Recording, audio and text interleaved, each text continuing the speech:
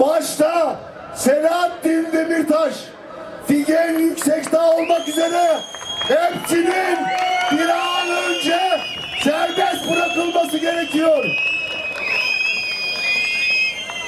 Yok öyle 2 Ahmet görevi başına. Biz tüm görevden alınan, kayyumdan dolayı alınan yoldaşlarımızın görevlerinin başına dönmesini istiyoruz. Bizlere bu zulmü, bizlere bu baskıyı reva görenler bilsin ki Kürt halkı yüzlerce yıldır çok alıştı diye haklara. Ama bizler her türlü baskı ve zulme Mazlum Doğan olduk, Kemal Fir olduk. Mazlum Doğan'ın 3 kibrit çöpüyle yaktığı Nevroz ateşini bugün sizler taşıyorsunuz. Binlerce yıl sonraya kadar direnme gücüne sahiptir. Direnme azmine de sahiptir. O yüzden de direnecektir. Yalnızca kendi hakları için değil, tüm halklar için, demokrasi için. Bakınız bugün Orta Doğu'da yaşanan şeyleri hepimiz görüyoruz. Savaşlar çıkarıyorlar.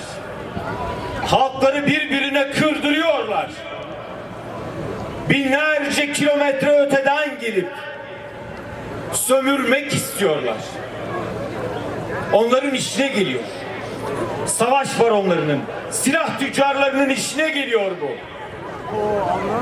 Ama kaybedenler mazlum halklar, sivil insanlar, masum insanlar.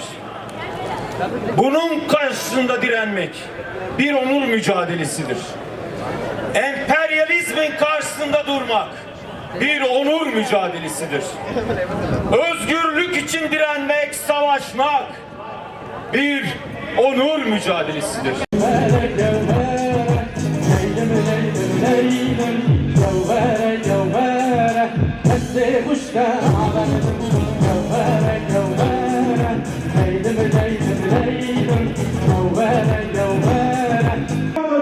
Ve bu bizim mücadelemiz sayesinde olacak. Bugün coğrafyamızın dört bir tarafında Kürtler barış özlemiyle, kadınlar ve gençler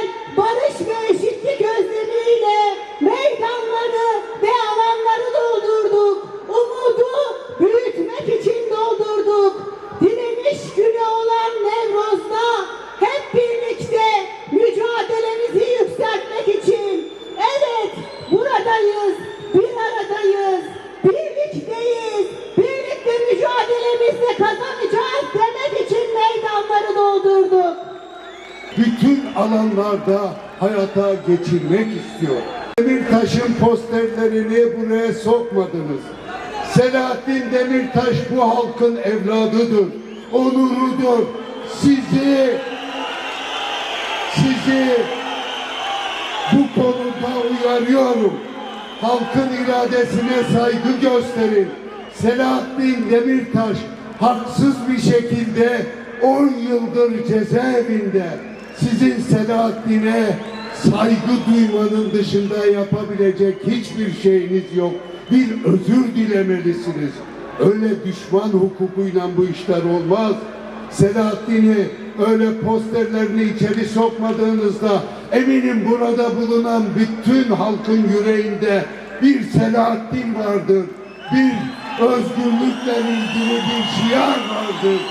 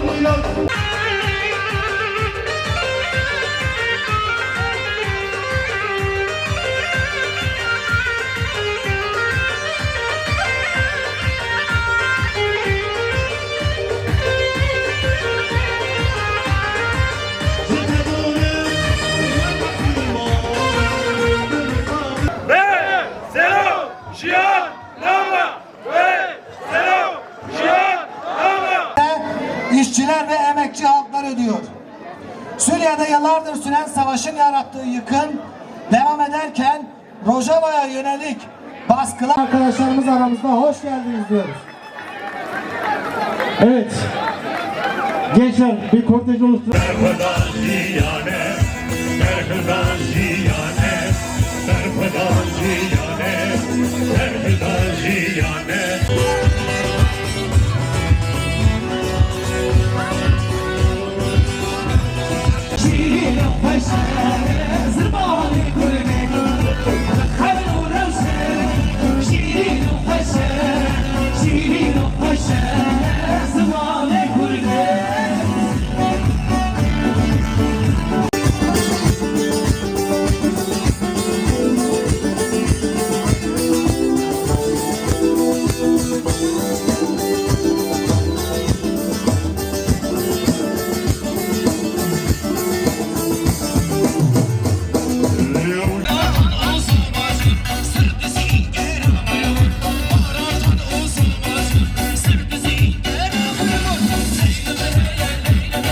Sayın Abdullah Öcalan İmralı'dan barış ve demokratik toplum çağrısını yükseltti. Ve bizler de bulunduğumuz her yerden bu çağrının büyütücüsü olacağız. Nevroz sadece bir bayram kutlaması değildir. Nevroz direniştir. Nevroz özgürlüktür. Nevroz umuttur. Bakın işte Kürt halkı bir kişi de olsa, 10 kişi de olsa, milyonlar da olsa bulunduğu her yerden Nevroz ateşini yükseltiyor. Bugün neredeyiz? Türkiye'deyiz. Ege'deyiz. Yanı başımız Ege, Kürt halkı ve Kürt halkının dostlarıyla birlikte Nevroz ateşini yükseltiyoruz. Selam olsun bu dirilişi bize gösterenlere. Selam olsun bu mücadeleyi bize getirenlere. Selam olsun Kürt halkının özgürlük mücadelesini yükseltenlere. Önümüze koyup çözmek için kutlayalım. Çünkü karanlıklar güneş doğduğu zaman aydınlanır. Ama baskıcı rejimler kendiliğinden gitmez. Baskıcı rejimleri yenebilmek örgütlü olmakla mümkündür. Baskıcı rejimleri yenebilmek Bişi Azadi diyen kadınların mücadelesiyle mümkündür. Baskıcı rejimleri yenebilmek zeytinime dokunma diyen köylülerin mücadelesiyle mümkündür.